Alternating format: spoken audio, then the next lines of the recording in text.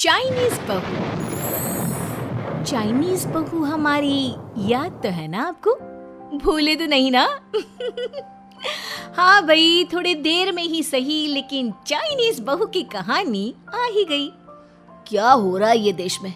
China ने तो आतंक ही मचा रखा है। अरे क्या हो गया? क्यों चाइना को कोसता रहता है?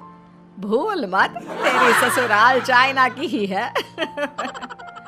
हाँ माँ, पर ये देखना, लड़ाई झगड़े, ये बीमारी, ऊपर से ये देश कितना चालाक है।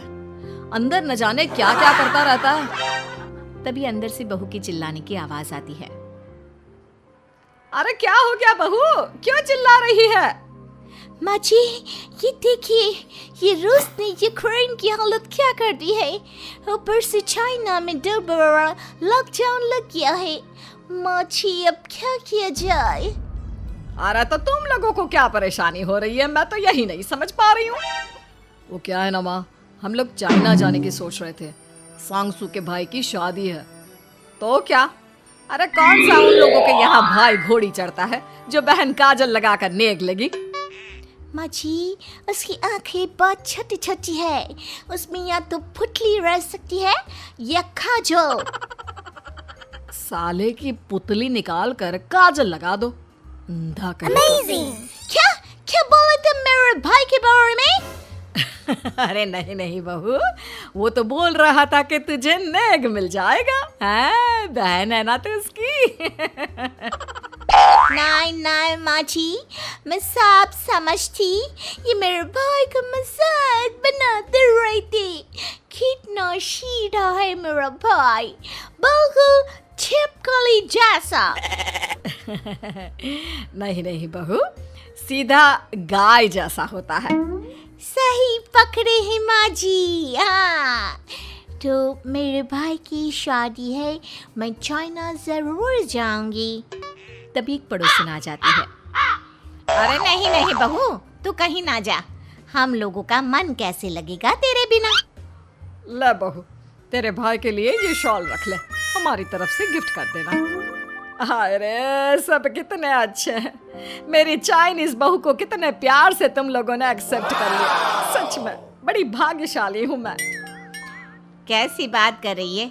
ये तो हम लोगों के देश की एक खूबसूरती है कि हर किसी को दिल से अपना लेते हैं, बस वो भी दिल से हमें अपना समझे। कैसी बात कर रही हैं आंटी जी? मेरे लिए आप सब सासू माँ जैसी ही हैं। मुझे भारत बहुत अच्छा लगता है। ये सबसे अच्छा देश है। मेरा भारत महान। वैसे भी लड़के की शादी जहाँ होती है वो तो वहीं की हो जाती है ना। जीती रे बहू, सही बोल रही है। औरत तो होती ही पानी की तरह है, जो जहाँ जैसे रखे वैसे ही शेप ले लेती है। आंटी जी, ये थोड़ा सा ज्यादा हो गया। समझ नहीं आया। नो प्रॉब्लम, मैं चाय बना कर लाती हूँ। फिर क्या, वो दिन भी आ जाता है जब बेटे बहू को चाइना जाना पड़ता है। वहाँ जाकर बहू का भाई कहता है, मेरे बहन आ गए, मेरे बहन आ गए। मैंने सबको बोला कि सब हिंदी में बात करेंगे, नहीं तो बहन नाराज हो जाएगी।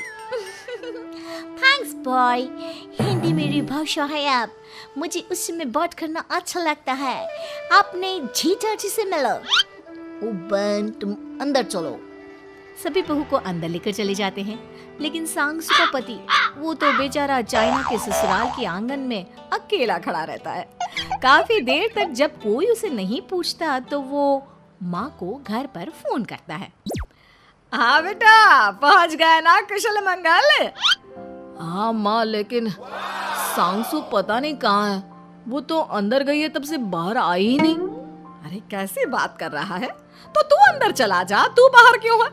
अरे दामाद है तू वहाँ का। उन लोगों ने तुझे बिठाया, चाय पानी कुछ नहीं पूछा? नहीं ना माँ। तभी सामने से सांगसू आता है। क्यों आप अभी तक तैयार नहीं हुए? और ये बैग लेकर क्यों कमरे से बाहर आए? इसे वहीं रख देते। कमरा? कौन सा कमरा?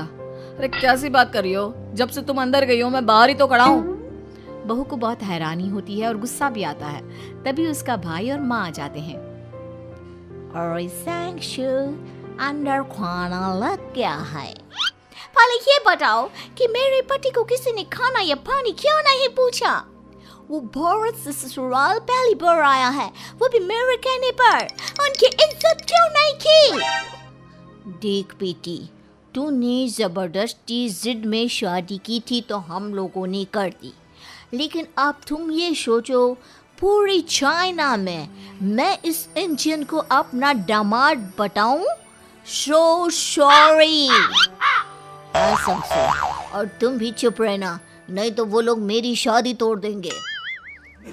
ऐसी बात है, कोई बात नहीं, मैं बाहर होटल में रह लेता हूँ, तुम वही करो जो ये लोग चाहते हैं। कैसी बात कर रहे हो? शादी के बाद पति जैसा भी हो, जो भी हो, पति होता है।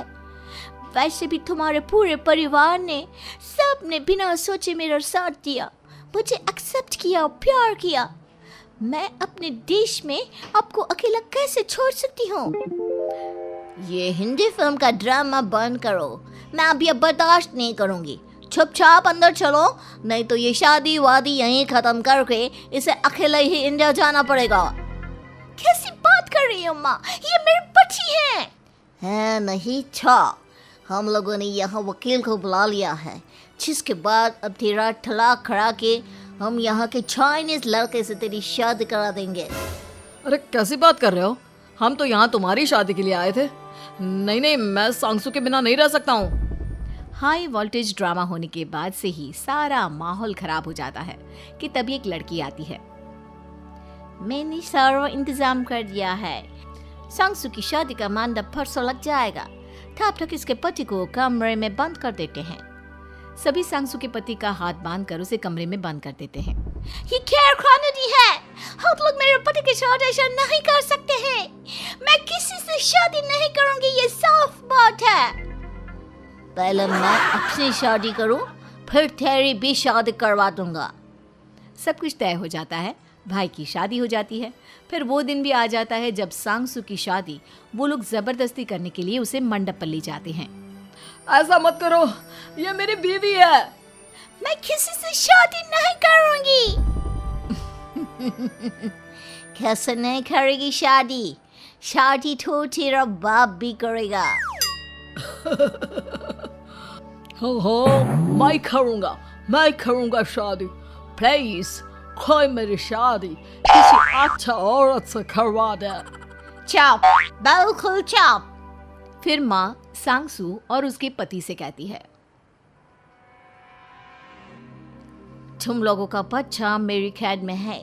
अगर तुम लोगों ने कोई भी होशियारी की तो मैं इस बच्चे को मार दूंगी। दोनों माँ का रूप देखकर हैरान हो जाते हैं। बच्चे की खातिर दोनों शांत हो जाते हैं और शादी की रस्में शुरू हो जाती है कि तभी सांगसू की सास पुलिस के साथ आ जाती है। माँ, ससुर माँ आ गई, मेरी माँ आ गई। माँ प्लीज हम लोगों को बचाकर वापस ले चलो। पुलिस सभी को गिरफ्तार कर लेती है। बेटे के बच्चे को मारने की धमकी तो कोई चुड़ैल ही दे सकती है। अरे तो ये चुड़ैल ही तो है। ये सही बोल रहे हैं, ये औरत किसी चुड़ैल से कम नहीं है। तभी उन लोगों का बच्चा भी आकर सांगसू के गले लग जाता है। माँ, तू सही समय पर आ गई, लेकिन तुझे कैसे पता चला कि यहाँ ये सब हो रहा है? बेटा, ये चाइनीज लोग ना होते ही धोखेबाज हैं। इन लोगों पर मुझे भरोसा नहीं था, इसलिए मैंने तेरे फोन को हमेशा के लिए मेरे फोन से अटैच कर दिया था, जिससे तेरे आसपास होने वाली सारी बात मैं सुनती रहूं। उस दिन भी मेरी तेरी बात हो रही थी तो तेरा फोन ऑन था, मैं सब समझ गई थी। मुझे माफ कर दो। नहीं, बिल्कुल नहीं। चलिए माँ जी, इंडिया वापस चलते हैं। आज के बाद